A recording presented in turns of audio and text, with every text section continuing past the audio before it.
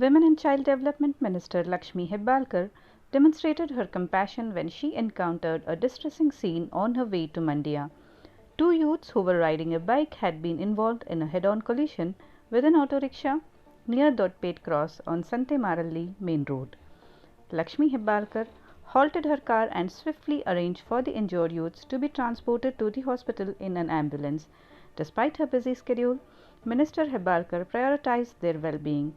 The locals who have been grappling with frequent accidents at Dotpet Cross expressed their gratitude for the minister's prompt and humane response. The locals fervently urged for immediate action to tackle the recurring accidents at Dotpet Cross. Minister Hebbalkar's actions have been widely praised, highlighting her dedication to public service and commitment to the welfare of the community.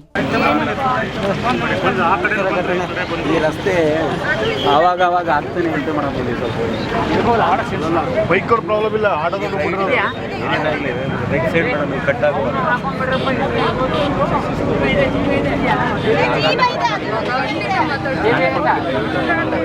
ಇವ್ರು ಬಂದಾಗ barricade ಆಗಲಿ ಇವತ್ತೆಲ್ಲ ಆಗಲೇಬೇಕು.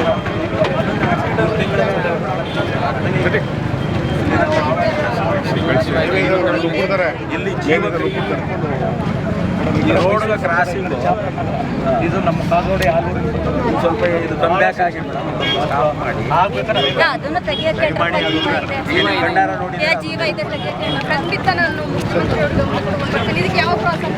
ಇದು ಕಾಗೋಡಿ cross ಗಡ್ರಪೇಟೆ gate madam. ಗಡ್ರಪೇಟೆ ಸಣ್ಣ ಪುಟ್ಟ ಆಗ್ತಾನೆ ಇರ್ತದೆ.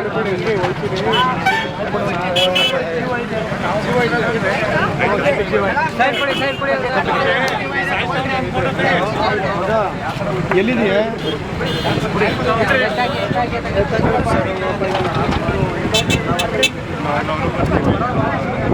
ಇದು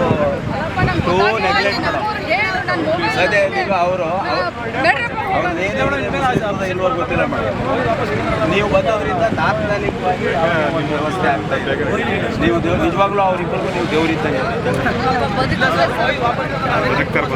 ದಯಮಾಡಿ ನೀವು ಇದೊಂದು ದೊಡ್ಡಪೇಟೆ ಕ್ರಾಸ್ ಮೇಡಮ್, ನೋಡ್ಕೊಳ್ಳಿ ಒಂಚೂರು ದಯಮಾಡಿ ಕ್ರಾಸ್ ಸಾಹೇಬ್ರ. ಹೇಳಿ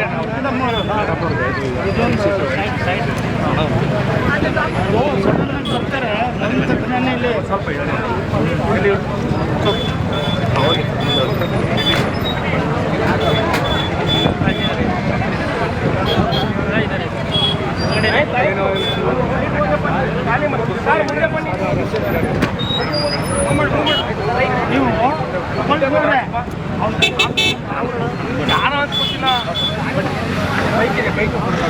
ಬೈಕ್